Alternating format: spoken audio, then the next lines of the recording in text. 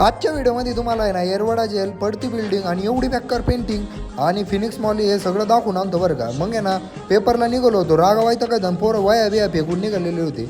थंडी गारठ्याचं डायरेक्ट निघालो कॉलेजच्या दिशेने. पुण्याची मेट्रो आहे ना डायरेक्ट पिंपरी चिंचवडपर्यंत येऊन पोहोचली होती. त्याचा थोडा आढावा घेतला, सीट नंबर बघितला आणि डायरेक्ट आहे ना म्हणलं एक्झाम हॉलकडे जाऊ.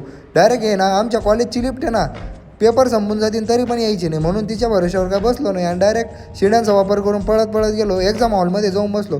आपल्याला लिहायचा होता पेपर जबरदस्तरित्या, म्हणून आहे ना 0 मिनिटामध्ये झाला आपला पेपर. मग डायरेक्ट म्हणलं जावा मित्रांकडं आणि डायरेक्ट मग विचारावा किती लिहिला पेपर. तेव्हा नाही सगळा सब्जेक्ट बॅकला आहे. म्हणलं भाऊ आपण तर होणार आहे पास, तुम्ही तुमचं बघून घ्या. मग वरती काहीतरी प्रोग्राम चालू होता. मग डायरेक्ट आहे ना तिथं गेलो, तिथं जाऊन डायरेक्ट बसलो. या मुलीने एकदम भारी डान्स करत होत्या. म्हणलं जबरदस्तरित्या एकच नंबर डान्स करून राहिले बरं का.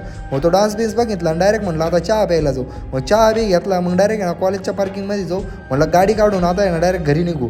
मग आहे ना महाराष्ट्र शासनाची सगळ्यात फास्टेस्ट सेवा करणारी काम बघितलं आणि नंतर आहे ना ही बंगालची बस इकडे काय करू आम्हाला प्रश्न पडला. मग घरी गेल्यावर आहे डायरेक्ट आपल्याला तन्मयला आणायला जायचं होतं, म्हणून आहे ना मग डायरेक्ट तन्मयला आणायला गेलो शाळेमध्ये. तन्मयला घेतलं. मग 0 मिनिटामध्ये त्याला घरी सोडायचं होतं, म्हणून 120 मिनिटामध्ये त्याला आहे ना घरी सोडलं आणि डायरेक्ट आहे ना मग निघालो आपण येरवाड्याच्या दिशेने. आणि पुण्यामध्ये इतकं ट्रॅफिक आहे ना बाबा लय बेकार. मग आहे ना डायरेक्ट ट्रॅफिक पाहिलं. चला मग तुम्ही मुकुल साबळेल तेवढं फॉलो करून टाका, संपला विषय.